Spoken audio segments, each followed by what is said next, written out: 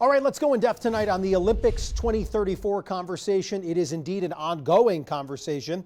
Today, the International Olympic Committee shared some of their plans to visit the Beehive State in April, so right around the corner, when they will take a look at both the city and the mountain venues for a potential Winter Games.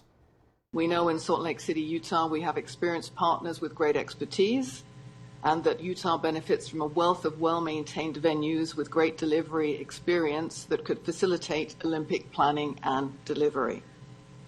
A very important part of the visit is also to get to know the team, to better understand the local context, and to really get a feel for what hosting the Games means to the local communities, and that the legacies the Games could produce both before and after hosting the Games.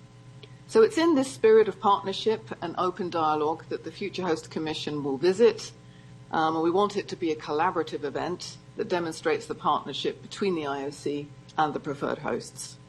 Fabulous to see is that Salt Lake and Utah are so enthusiastic and so keen on hosting the Games again. And I think that that is, clearly a demonstration of what was a fabulously successful Games, a great experience, and they want to recreate that for a new generation and give a new generation of young people and athletes that opportunity.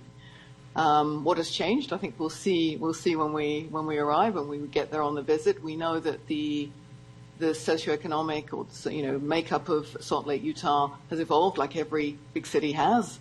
And we're looking forward to seeing. We have many regular catch-ups with the Salt Lake team, with the mayor, with the governor as well. We talk a lot about sustainability. We talk a lot about making opportunities available for young people, for young athletes, and the sustainability aspects being key to Salt Lake leadership, both in the city and on the bid team as well. So I think something we very much look forward to seeing. And as Christophe said, Salt Lake, Utah had a wealth of venues existing and well maintained from Salt Lake City 2002. So we look forward to seeing those as well. When we went for the first time, they had not received the Games. Now we go in a context that did it once, and that's a major difference, Ed. They have done it before, they're not first timers. And it's a totally different ball game, and I really like this feeling, to go back to some of the greatest experts. They've been there, done that, they've been successful, they know the recipe. And yes, it's a long time ago, but guess what? The logic of organizing the event and delivering the event remains the same. So we go and speak probably from experts to experts, and this is a very good feeling. But what we know in Salt Lake City, and this is immensely important when we looked at all the projections, is that it is a region that is really climate reliable over a very long period of time.